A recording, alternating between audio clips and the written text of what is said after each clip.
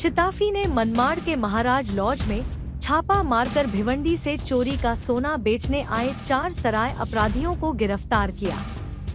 5 तोला सोना, 1000 रुपए नकद, 1 गावथी कट्टा, 3 जिंदा कारतूस, 3 मोबाइल फोन और चोरी के लिए इस्तेमाल किए गए हथियार हिरासत में ले लिए गए।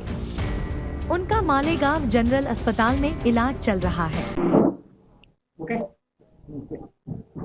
काल मनमाड शहर पोलीस स्टेशनच्या हद्दीमध्ये काल रात्र साधारणतः 22:55च्या सुमारास एक गोपनीय बातमीदारामार्फत आमचे डीबीचे कर्मचारी पोलीस कॉन्स्टेबल चव्हाण यांना मिळालेल्या माहितीनुसार नाशिकवरून रेल्वेने 4 जण येत आहेत आणि ते महाराजा हॉटेलला थांबून त्या ठिकाणी त्यांनी चोरून आणलेलं सोनं ते विकण्यासाठी येत आहेत अशा प्रकारची माहिती मिळाली। सदर माहितीची खातरजमा करण्याकरिता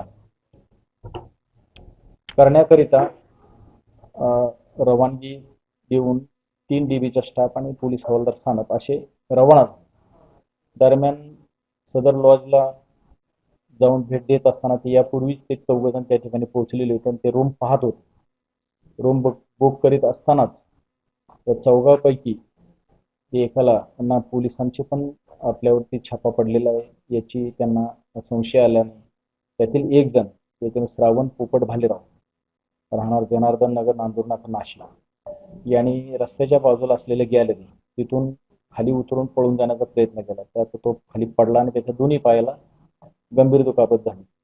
त्यानंतर पोलिसांनी जे वरती 3 जण होते त्या तिघांना त्यांचं साहित्य सगळं त्यांच्यासोबतच्या बॅगा ताब्यात घेतल्या आणि खाली आल्याने त्यांच्या लक्षात आलं चौथा पण आहे आणि मग त्या 4 घेऊन पोलीस स्टेशनला आले।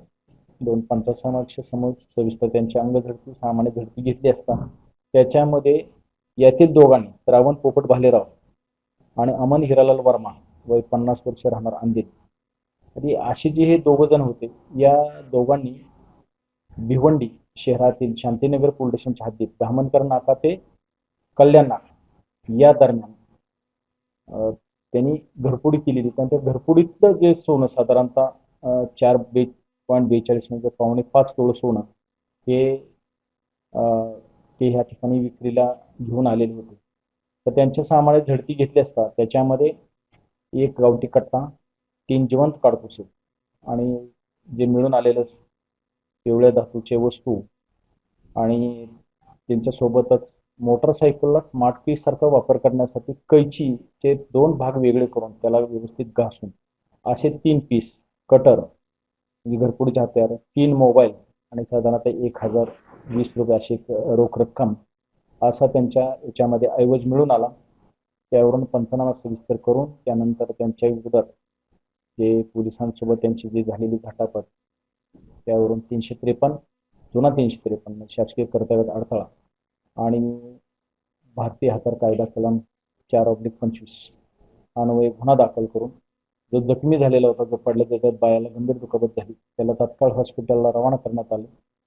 सब डिस्ट्रिक्ट हॉस्पिटलमधून त्याला पुन्हा मालेगाव येथे त्याला रेफर करण्यात आले।